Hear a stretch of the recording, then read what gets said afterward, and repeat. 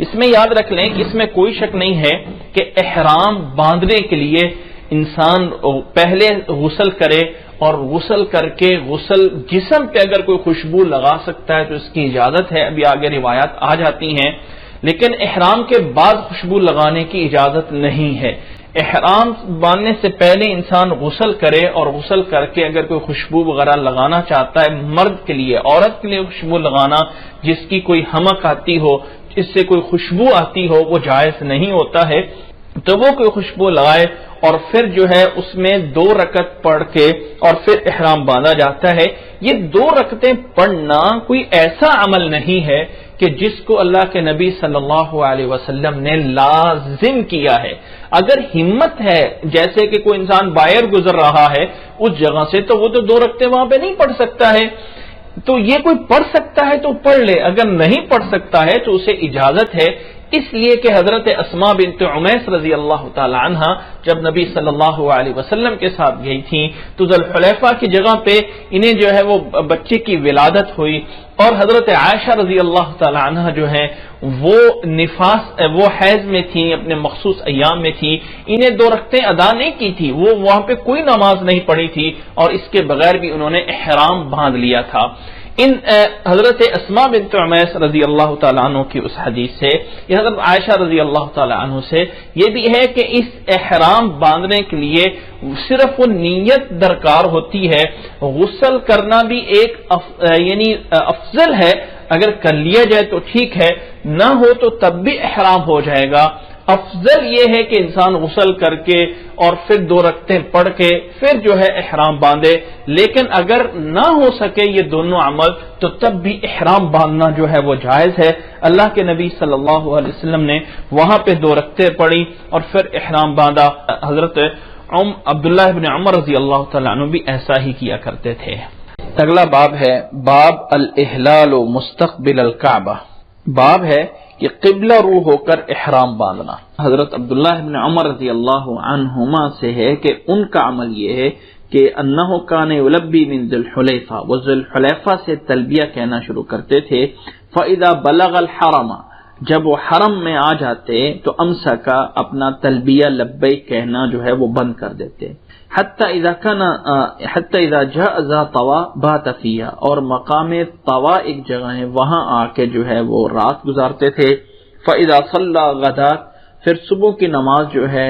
وہ جب پڑھ لیتے تو غسل کرتے اور فرماتے تھے کہ اللہ کے نبی صلی اللہ علیہ وسلم نے ایسا ہی کیا ہے، وزعم ان رسول اللہ صلی اللہ علیہ وسلم فعل کذا۔ عبداللہ بن عمر رضی اللہ تعالیٰ عنہ یہ عمل جو ہے وہ کہنے سے یہ کہا کرتے تھے کہ رسول اللہ صلی اللہ علیہ وسلم نے بھی ایسا ہی کیا ہے۔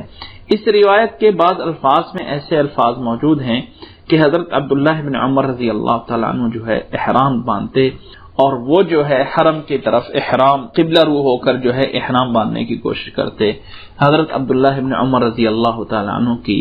اس میں جو ہے یہ جو ہے الفاظ میں اس روایت کے بعد جو ہے سندوں میں الفاظ آئے ہیں، اور امام بخاری رحمہ اللہ کا باب باندھنا اسی بنیاد پہ ہے کہ احرام باندھتے وقت اگر انسان قبلہ رو ہو سکتا ہو تو اس کی اجازت موجود ہے۔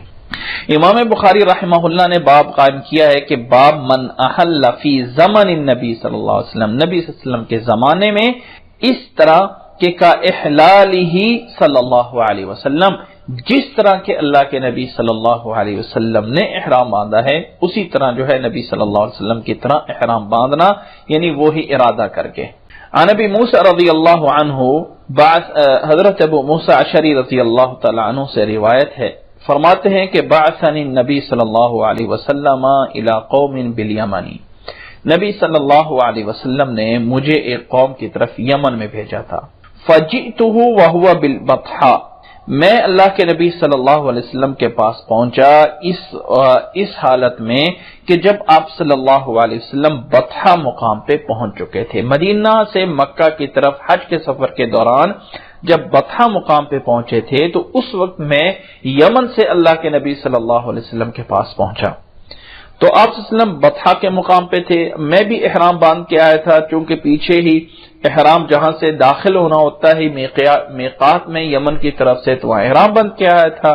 تو نبی صلی اللہ علیہ وسلم نے پوچھا بیما احللتا، تو نے کس چیز کا احرام باندھا ہے؟ قلت احللت کا احلال النبی صلی اللہ علیہ وسلم، میں نے تو یہی نیت کر کے احرام باندھا تھا کہ اسی طرح کا احرام باندھ رہا ہوں جیسے کہ نبی صلی اللہ علیہ وسلم نے احرام باندھا۔ قال، آپ صلی اللہ علیہ وسلم نے فرمایا کہ هل معك من هدي، کیا تیرے پاس کوئی جانور ہے قربانی کا؟ قلت لا، میں نے کہا نہیں۔ فامرنی، تو اللہ کے نبی صلی اللہ علیہ وسلم نے مجھے حکم دیا، فطفت بالبیت وبالصفا والمروہ ثم امرنی فاحللت، میں نے جو ہے پھر طواف کیا اور صفا مروہ کیا، پھر جو ہے اللہ کے نبی صلی اللہ علیہ وسلم نے مجھے حکم دیا تو میں نے اپنا احرام کھول دیا۔ فأتيت امرأة من قومي فمشطتني او غسلت رأسي، پھر فرماتے ہیں کہ میں حلال ہو گیا، اپنی قوم میں سے ایک عورت کے پاس آیا، اس نے مجھے سر میں کنگھی کی یا میرے سر کو دھویا، یعنی جو ہے وہ بیوی جو ہے وہ حلال ہو گئی اس کے بعد کہ جب یعنی وہ عمرہ کر کے حلال ہو گئے تھے۔ اس حدیث سے امام بخاری رحمہ اللہ صرف اس بات سے دلیل لینا چاہتے ہیں کہ انہوں نے بھی اسی طرح احرام باندھا جو کہ اللہ کے نبی صلی اللہ علیہ وسلم کا احرام تھا، یہ نیت کی۔ اللہ کے نبی صلی اللہ علیہ وسلم نے پوچھا کہ کس چیز کا باندھا ہے، عمرے کا، حج کا؟ اس نے کہا جی میں نے یہی کہا تھا کہ بما احللت کا احلال النبی صلی اللہ علیہ وسلم، اے اللہ جس طرح تیرے نبی صلی اللہ علیہ وسلم نے احرام باندھا ہے اسی طرح میں باندھے ہوئے آ رہا ہوں۔ تو اللہ کے نبی صلی اللہ علیہ وسلم نے، ظاہر ہے اللہ کے نبی صلی اللہ علیہ وسلم نے جو اپنا احرام باندھا تھا حج اور عمرہ اکٹھے کا باندھا تھا، یعنی گویا کہ آپ صلی اللہ علیہ وسلم قارن تھے، قیران کر رہے تھے، حج اور عمرہ دونوں کر رہے تھے، قیران ایک ہی احرام میں، کیونکہ آپ صلی اللہ علیہ وسلم قربانی کا جانور ساتھ لا رہے تھے، اس لیے اللہ کے نبی صلی اللہ علیہ وسلم کا قیران تھا، حج قیران تھا۔ اب اس نے بھی جو ہے وہ اپنی طرف سے حج قیران کی جو ہے وہ نیت کی تھی۔ اللہ کے نبی صلی اللہ علیہ وسلم نے دوسرے صحابہ کی طرح انہیں بھی کہا کہ عمرہ کر کے احرام کھول دو، اور پھر انہوں نے جو ہے اس کے جو ہے وہ حلال ہو گئے۔ آگے اس حدیث میں فرماتے ہیں حضرت عمر رضی اللہ تعالیٰ عنہ کی جب خلافت آئی تو حضرت عمر رضی اللہ تعالیٰ عنہ کی رائے یہ تھی کہ اللہ تعالیٰ نے حکم دیا ہے حج اور عمرے کو پورا کرنے، ہم جو ہے وہ حج عمرے کو پورا ہی کریں گے۔ یعنی کہنے کا مطلب یہ ہے کہ اگر کوئی انسان حج عمرے کی نیت کر کے گیا ہے، اب اس کو توڑ نہیں سکتا ہے، اسے حج عمرہ اکٹھا پورا کرنا ہی ہے۔ قربانی نہیں ہے تو اس کی جگہ پہ جو فدیہ دینا ہے وہ دے، لیکن جو ہے وہ اس کو حج جو ہے وہ کرنا ہی پڑے گی۔ حج اس کو یعنی وہ نیت کو توڑ کے واپس جو ہے اس کو نہیں اس پہ لا سکتا۔ یہ ہے حضرت عمر رضی اللہ تعالیٰ عنہ کا موقف۔ فقدم عمر رضی اللہ عنہ فقال، جب حضرت عمر رضی اللہ تعالیٰ عنہ خلیفہ بنے تو انہوں نے کہا کہ ہم اللہ تعالیٰ کی کتاب کو دیکھتے ہیں، اللہ تعالیٰ نے اپنی کتاب میں فرمایا ہے وَأَتِمُّ الْحَجَّ وَالْعُمْرَةَ لِلَّهِ، اور ہم نبی صلی اللہ علیہ وسلم کی سنت کو لیتے ہیں کہ اللہ کے نبی صلی اللہ علیہ وسلم نے اس وقت تک خود اپنا احرام نہیں کھولا تھا جب تک کہ آپ نے اپنی قربانیاں ذبح نہیں کر لی تھیں۔ اس لیے جو ہے جو انسان حج اور عمرے کی نیت کر کے جائے اسے جو ہے وہ حج اور عمرہ پورا ہی کرنا ہوتا ہے، لیکن یہ حضرت عمر رضی اللہ تعالیٰ عنہ کی رائے یہ تھی۔ حضرت عمر رضی اللہ تعالیٰ عنہ کی اس رائے سے باقی تمام صحابہ نے جو ہے کوئی ایسا نہیں ہے کہ اتفاق کیا ہو یا ان کی اس رائے کو جو ہے وہ قبول کیا ہو۔ حضرت عمر رضی اللہ تعالیٰ عنہ کی یہ رائے اپنی صرف اور صرف اس بات سے دلیل لیتے ہوئے کہ اللہ تعالیٰ نے فرمایا اتم الحج والعمرۃ للہ، اور آگے نبی صلی اللہ علیہ وسلم نے خود جا کے احرام اس وقت کھولا تھا۔ باقی حضرت عمر رضی اللہ تعالیٰ عنہ کی رائے میں جن کو صحابہ کو اللہ کے نبی صلی اللہ علیہ وسلم نے حکم دیا تھا کہ تم احرام کھول دو، اب جو ہے قربانی نہیں لائے ہو تو احرام کھول دو اور اسے عمرہ سمجھو اور حج کے لیے بعد میں نیت کرو، تو حضرت عمر رضی اللہ تعالیٰ عنہ کا موقف یہی تھا کہ وہ حکم صرف ان کے لیے خاص تھا۔ اب ہمارے لیے حکم اللہ تعالیٰ کی کتاب ہے کہ وَأَتِمُّ الْحَجَّ وَالْعُمْرَةَ لِلَّهِ، حج عمرے کو پورا کرو، اور نبی صلی اللہ علیہ وسلم کا اپنی ذاتی سنت ہے کہ آپ صلی اللہ علیہ وسلم جب احرام باندھ کے آئے تھے حج اور عمرے کی نیت سے تو نہیں کھولا احرام جب تک کہ آپ صلی اللہ علیہ وسلم نے قربانی نہیں کر لی ہے۔ اگلی حدیث ہے باب قول اللہ تعالی الحج اشہر معلومات۔ امام بخاری رحمہ اللہ آیت پہ یہ باب باندھ رہے ہیں کہ الحج اشہر معلومات، حج کے چند معین مہینے ہیں، چند متعین مہینے ہیں، مخصوص مہینے ہیں جن میں انسان حج کا احرام باندھ کے جا سکتا ہے۔ ایسا نہیں ہے کہ انسان رمضان میں احرام باندھ لے اور کہے کہ اب میں نے حج کا احرام باندھ لیا ہے تو اب جو ہے میں جا رہا ہوں، یا قران کی نیت سے کہ وہیں پہ جو ہے وہ رہوں گا اور احرام کی حالت میں انسان حج تک رہے۔ یعنی پورے سال کے مہینوں میں انسان حج کی احرام باندھ کے اس کی نیت کر کے نہیں جا سکتا ہے، سوائے ان مہینوں کے جو کہ حج کے مہینے ہیں۔ حج کے مہینے جو ہیں انہی کے اندر جو ہے انسان احرام حج کا باندھ کے، باقی عمرے کا احرام تو انسان جب بھی چاہے باندھ کے جا سکتا ہے نا، بلکہ نبی صلی اللہ علیہ وسلم کا صحابہ کرام رضی اللہ تعالیٰ عنہم اجمعین کو عمرہ کے لیے کہنا، اس میں ایک حکمت بھی موجود تھی۔ رسول اللہ صلی اللہ علیہ وسلم کے دور میں اس وقت مشرکین یہ سمجھتے تھے کہ حج کے مہینوں میں عمرہ نہیں کیا جا سکتا ہے، صرف حج کیا جا سکتا ہے۔ نبی صلی اللہ علیہ وسلم نے اس جاہلیت کی رسم کو توڑا اور حج کے موسم میں عمرہ کروایا، عمرہ کرو اور پھر جو ہے اس کے بعد حج کے لیے الگ سے احرام باندھو۔ حضرت عائشہ رضی اللہ تعالی عنہ سے روایت ہے، حدیث ہوا فی الحج تقدم، ان کی پچھلے روایت حضرت عائشہ کی گزر گئی ہے، اس میں اضافہ ہے قالت فی هذه الروایہ خرجنا مع رسول اللہ صلی اللہ علیہ وسلم فی اشہر الحج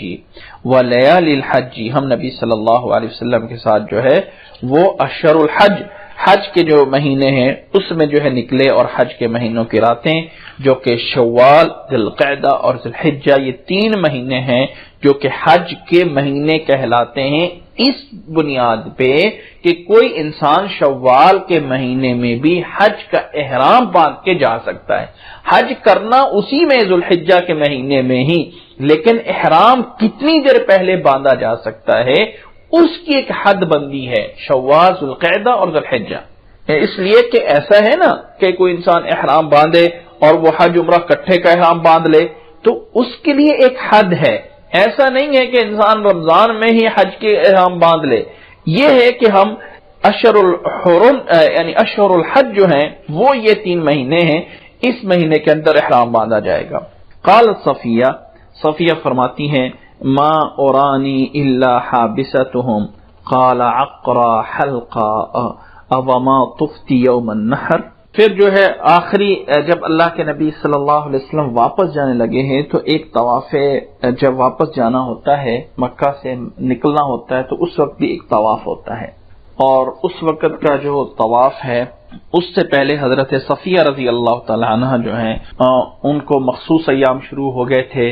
اس میں حضرت عائشہ رضی اللہ تعالیٰ عنہ کو پہلے ہوئے تھے، جب آخری ٹائم آیا تو اس وقت حضرت صفیہ رضی اللہ تعالیٰ عنہ کو شروع ہو گئے تھے۔ اس نے سوچا کہ میری وجہ سے شاید جو ہے وہ لوگ جو ہے وہ رکے رہیں گے اور وہ جو ہے نہیں رکنا پڑے گا، میں تو طواف کر نہیں سکتی ہوں ان ایام میں۔ تو نبی صلی اللہ علیہ وسلم نے فرمایا اگر تو نے یوم نحر عقرہ حلقہ، یہ جو ہے عقرہ حلقہ جو ہے عربی میں بانجھ پن کو کہا جاتا ہے، کے لیے عقرہ بول دیا جاتا ہے، اور حلقہ جو ہے یہ حلق سے ہے یعنی بال منڈوانے سے ہے، اور یہ ان کے لیے بول دیا گیا اللہ کے نبی صلی اللہ علیہ وسلم کی طرف سے صفیہ رضی اللہ تعالیٰ عنہ کے لیے کم بالوں والی، کیا تو نے یوم نحر جو ہے طواف نہیں کیا تھا؟ اس نے کہا جی ہاں کیا تھا۔ تو نبی صلی اللہ علیہ وسلم نے فرمایا کہ ٹھیک ہے پھر ہم جا سکتے ہیں، پھر ہمیں جو ہے اگر تم طواف وداع نہیں بھی کرو گی تو جب تم نے طواف افاضہ جو ہے وہ کر لیا ہے جو کہ 10 ذی الحجہ کو قربانی کرنے کے بعد جو ہے وہ کیا جاتا ہے، اگر تم نے وہ طواف کر لیا ہے تو اب اگر طواف وداع تمہارا رہ بھی جائے گا تو اس پہ کوئی حرج نہیں ہوگا۔ اس حدیث میں امام بخاری رحمہ اللہ نے باب قائم کیا تھا کہ تمتع کو اور قران کو اور افراد کو جو ہے اور حج کو فسخ کرنا، چونکہ اس حدیث میں ذکر ہو گیا ہے کہ اللہ کے نبی صلی اللہ علیہ وسلم نے حکم دے دیا ان لوگوں کو جو قربانی کے جانور نہیں لائے تھے وہ جو ہے اپنا احرام کھول لیں، تو یہ اسی سے جو دلیل لینا ہے کہ حج کا فسخ کرنا جو ہے اس حدیث میں موجود ہے۔ اسی باب میں اگلی روایت موجود ہے، وعنہا فی روایت، ایک روایت میں الفاظ یہ ہیں، فی روایت اخری قالت خرجنا مع رسول اللہ صلی اللہ علیہ وسلم عام حجۃ الوداع، ہم نبی صلی اللہ علیہ وسلم کے ساتھ حجۃ الوداع کے سال نکلے، فمنا من احل بعمرۃ ومنا من احل بحجۃ وعمرۃ، کچھ لوگوں نے عمرے کا احرام باندھا، کچھ لوگوں نے حج عمرے کا اکٹھا احرام باندھا، ومنا من احل بحج، کچھ لوگوں نے صرف حج کا احرام باندھا، واحل رسول اللہ صلی اللہ علیہ وسلم بالحج، اور اللہ کے نبی صلی اللہ علیہ وسلم نے حج کا احرام باندھا تھا، فاما من احل بالحج او جمع الحج والعمرہ لم يحلوا حتى كان يوم النحر، جنہوں نے حج کا احرام حج افراد یا حج قران کا احرام باندھا تھا تو جب تک یوم نحر نہیں آیا اس وقت تک انہوں نے احرام نہیں کھولا تھا۔ اس روایت سے صرف امام بخاری رحمہ اللہ حج قران، حج تمتع اور حج افراد کو ثابت کرنا چاہتے ہیں کہ وہ ہے۔ میں دوبارہ بتا دیتا ہوں کہ جس حج میں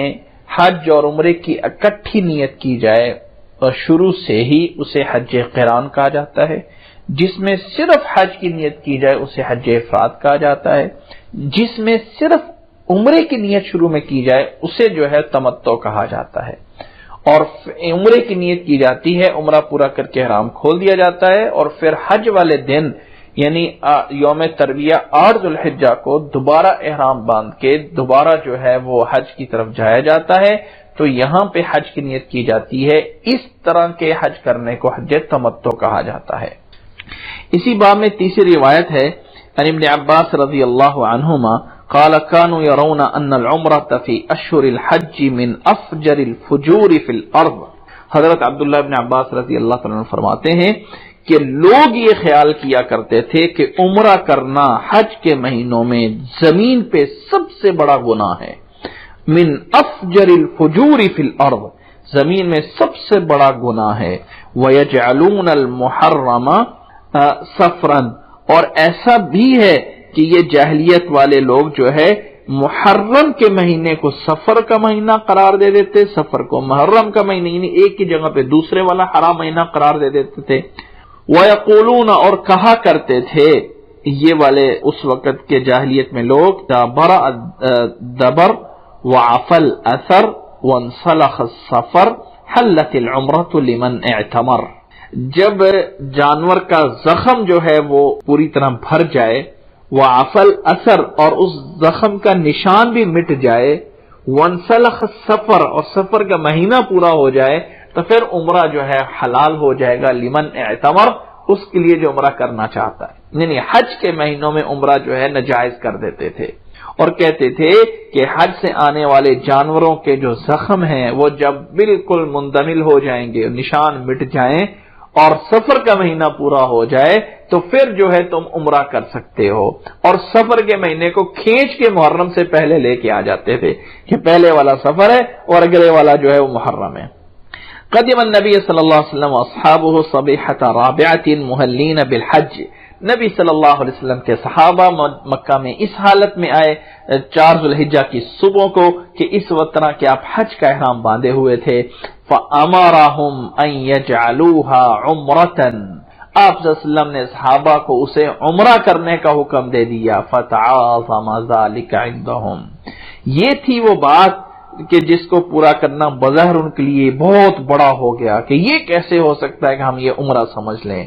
فقالوا یا رسول اللہ ای الحل، یہ کون سا حلال ہمارا ہونا ہے؟ آپ صلی اللہ علیہ وسلم نے فرمایا حل کلہ، پوری طرح تم احرام کھول کے حلال ہو گئے ہو، یعنی تمہارا احرام ختم، مکہ مکرمہ میں بھی باہر سے آ کے احرام باندھا ہوا ہے، عمرہ کر کے پوری طرح حلال ہو گئے ہو۔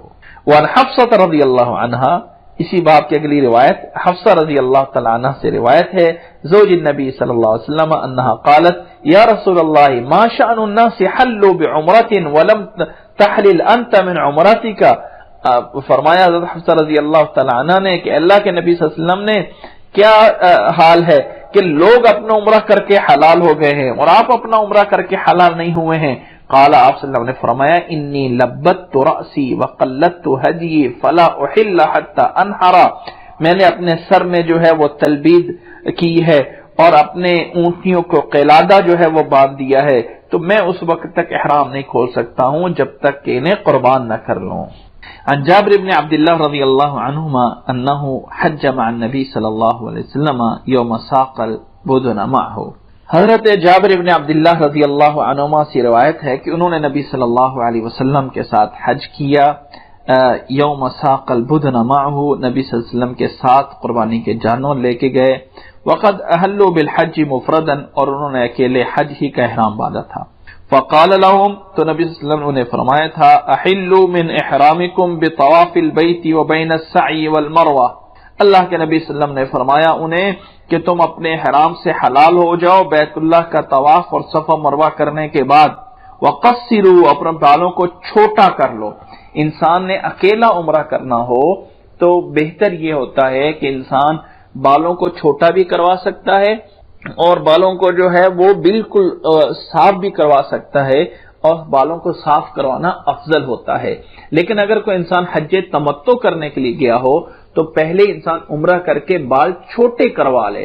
تاکہ حج میں قربانی کرنے کے بعد بالوں کو بالکل جو ہے وہ اتار دے گا، یعنی پورے سر کو جو ہے وہ منڈوا لے گا۔ تو اللہ کے نبی صلی اللہ علیہ وسلم نے انہیں تقصیر کا حکم دیا، وقصروا، بالوں کو چھوٹے کر لو، ثم اقیموا حلالا، پھر حلال احرام سے کھول کے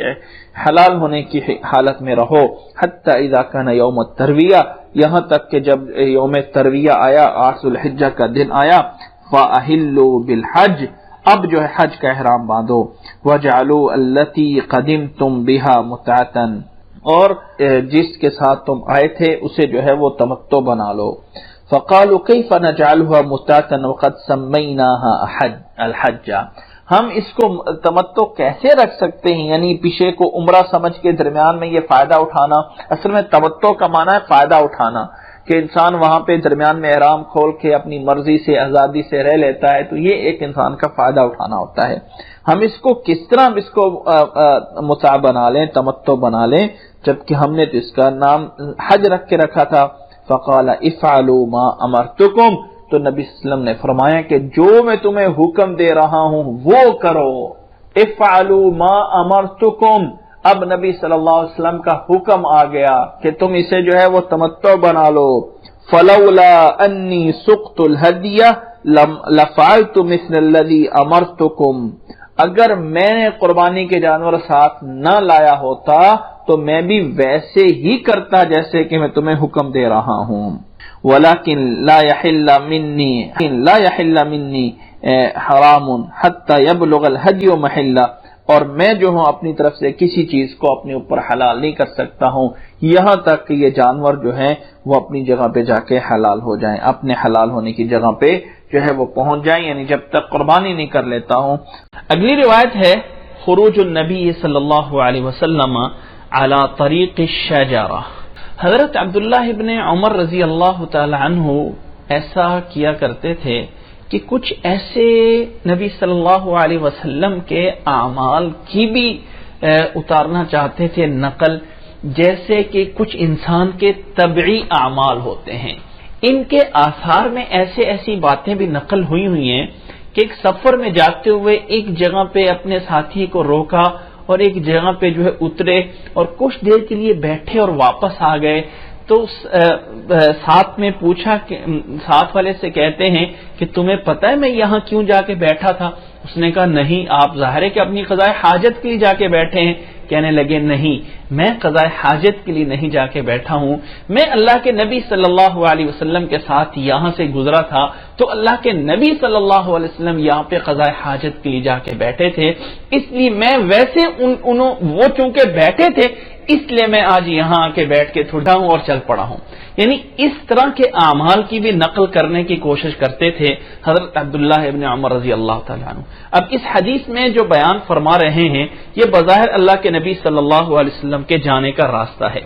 حضرت عبداللہ ابن عمر رضی اللہ تعالیٰ عنہ فرماتے ہیں کہ اللہ کے نبی صلی اللہ علیہ وسلم مدینہ سے جب جاتے تھے تو طریق شجرہ سے جو ہے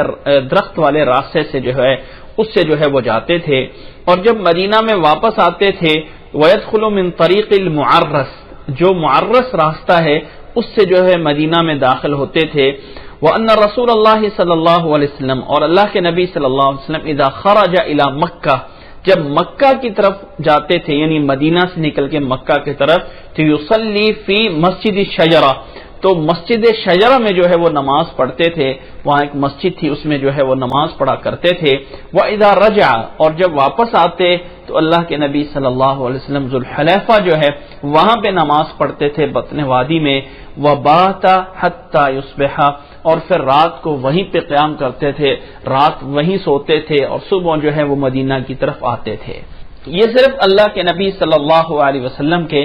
آنے اور جانے کے راستے جو ہیں حضرت عبداللہ ابن عمر رضی اللہ تعالیٰ عنہ متعین فرما رہے ہیں۔ اگلا باب ہے باب قول النبی صلی اللہ علیہ وسلم العقیق واد مبارک۔ اللہ کے نبی صلی اللہ علیہ وسلم کا یہ فرمان کہ وادی عقیق جو ہے یہ مبارک وادی ہے، کہ اس پہ امام بخاری رحمہ اللہ نے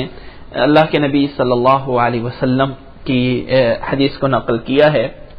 فرماتے ہیں حضرت عمر رضی اللہ تعالیٰ عنہ کو سمعت النبی صلی اللہ علیہ وسلم یقول قال سمعت النبی صلی اللہ علیہ وسلم بوادی العقیق، وادی عقیق میں ہم تھے تو اللہ کے نبی صلی اللہ علیہ وسلم سے میں نے سنا، انہوں نے فرمایا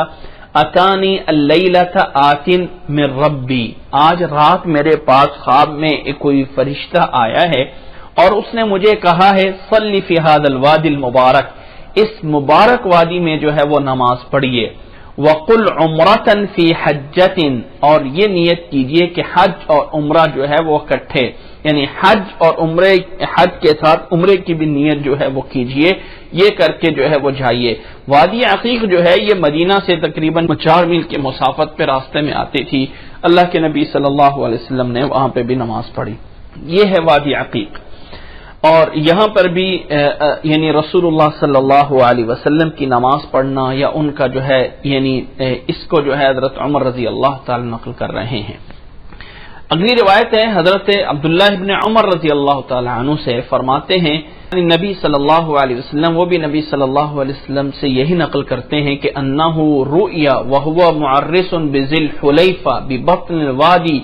قیل له انک ببطحہ مبارک، یہ جو وادی عقیق ہے یہ اسی ذوالحلیفہ کے اندر ہی ایک جگہ ہے جس کا نام وادی عقیق ہے۔ فرماتے ہیں حضرت عبداللہ ابن عمر کے نبی صلی اللہ علیہ وسلم کو دکھایا گیا اس حال میں کہ جب آپ ذوالحلیفہ میں رکے ہوئے تھے، ذوالحلیفہ میں معرض تھے، وادی کے اندر وہاں پہ تھے، قیل له انک ببطحہ مبارکۃ، کہ آپ جو ہے ایک بابرکت میدان کے اندر ہیں۔ یہ ہے وہی علاقہ جو آج کل ابیار علی کے نام سے معروف ہوتا ہے، اسی کے اندر جو ہے یہ ذوالحلیفہ تھا، وہیں پہ وادی عقیق بھی ہے، اور وہ علاقہ جو ہے ان احادیث سے ہمیں جو ہے مبارک لگتا ہے۔ اگلا باب ہے باب الاحلال عند مسجد ذوالحلیفہ، ذوالحلیفہ مسجد کے پاس جا کے احلال یعنی وہاں پہ جا کے جو ہے وہ لبیک کہہ کے پکارنا شروع کرنا۔ وعنہ رضی اللہ عنہ انہ قال ما احل رسول اللہ صلی اللہ علیہ وسلم الا من عند المسجد یعنی مسجد ذوالحلیفہ، اللہ کے نبی صلی اللہ علیہ وسلم نے کب لبیک پڑھنا شروع کیا؟ کچھ لوگ کہتے ہیں کہ اللہ کے نبی صلی اللہ علیہ وسلم نے مسجد سے شروع کیا، کچھ لوگ کہتے ہیں کہ سواری پہ شروع کیا، کچھ لوگ کہتے ہیں کہ سواری کے اوپر بیٹھ کر جب سواری اٹھ کر چلنے لگی تب جو ہے وہ لبیک پڑھنا شروع کیا۔ اس طرح کی روایات میں ہیں، واللہ عالم اس میں جو علماء کے اقوال قریب ہیں وہ اس سے زیادہ یہی لگتا ہے کہ اللہ کے نبی صلی اللہ علیہ وسلم کی سواری وہاں مسجد کے پاس ہی تھی، اور مسجد کی سواری کے اوپر بیٹھ کر ہی اللہ کے نبی صلی اللہ علیہ وسلم نے تلبیہ پڑھنا شروع کیا تھا۔ اب بھی اگر کوئی انسان ایسا ہو کہ وہ اسی میقات پہ جا کے احرام باندھتا ہے تو احرام باندھ کے پھر جب چلنے لگے تو پھر اس وقت جو ہے لبیک کہہ کے اپنی حج کو جو ہے وہ شروع کرتا ہے۔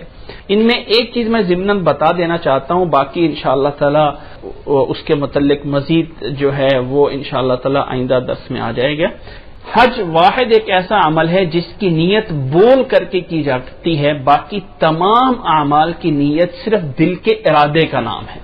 حج ایک ایسا عمل ہے جس میں انسان کو، یا عمرہ ایک ایسا عمل ہے کہ جب لبیک کہنا شروع ہوتا ہے تو لبیک اللہم عمرتن یا اللہم لبیک عمرتن یا حجتن، وہاں پہ یہ الفاظ ادا کرنے ہوتے ہیں کہ اے اللہ یہ لبیک میں کہہ رہا ہوں عمرے کے لیے یا حج کے لیے جو ہے وہ ہو رہے ہیں۔ یہ انشاءاللہ ابتدائی باتیں ہیں، اللہ تعالی ہمیں سمجھنے کی اور اللہ تعالی جو ہے وہ عمل کرنے کی توفیق عطا فرمائے. جزاکم اللہ احسن الجزاء.